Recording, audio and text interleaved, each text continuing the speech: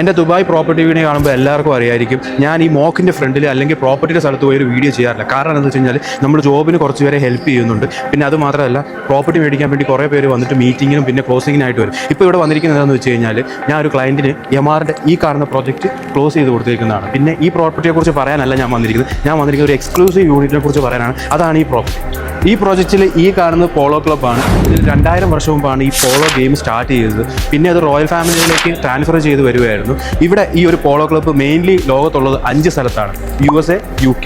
ഈ 2 സ്ഥലത്തും ഒരു മെമ്പർഷിപ്പ് പോളോ ക്ലബ്ബിൽ കിട്ടണമെങ്കിൽ ഈ കാണുന്ന പ്രോജക്റ്റിനേക്കാൾ ഡബിൾ പ്രൈസ് കൊടുക്കണം.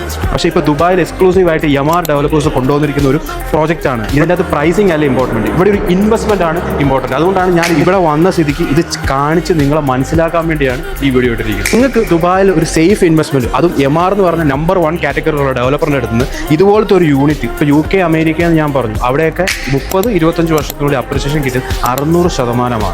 UK-യിലാണെങ്കിലോ അതുപോലെ തന്നെ 700% അപ്രിസിയേഷൻ കിട്ടും. ഇവിടെ അത്രയും കിട്ടുമെന്ന് ഞാൻ പറയുന്നില്ല, പക്ഷേ സേഫ് ഇൻവെസ്റ്റ്മെൻറ്റുമാണ്. നിങ്ങൾക്കൊരു മെമ്പർഷിപ്പും കിട്ടും. അതും ഒരു അൾട്രാ റിച്ച് ആയിട്ടുള്ള ഒരു കമ്മ്യൂണിറ്റി ആയിരിക്കും ഇത്. ഈ പ്രോപ്പർട്ടി മേടിക്കാൻ താല്പര്യമുണ്ടെങ്കിൽ ഈ താഴെ കാണുന്ന നമ്പറിൽ വിളിച്ചോ. പിന്നെ അത് മാത്രമല്ല ഈ ക്ലസ്റ്റേഴ്സ് എല്ലാം ഓപ്പൺ ആയിട്ടില്ല, കുറച്ച് ക്ലസ്റ്റേഴ്സ് മാത്രമേ ഓപ്പൺ ആയിട്ടുള്ളൂ. പിന്നെ ഈ ക്ലസ്റ്റേഴ്സ് ക്ലോസ് ആയി കഴിയുമ്പോൾ അടുത്ത ക്ലസ്റ്റർ വരും. അപ്പോൾ നമുക്ക് പിന്നെയും അപ്രിസിയേഷൻ കൂടിക്കൊണ്ടിരിക്കും. 26 ക്ലസ്റ്റേഴ്സ് ഉണ്ട്.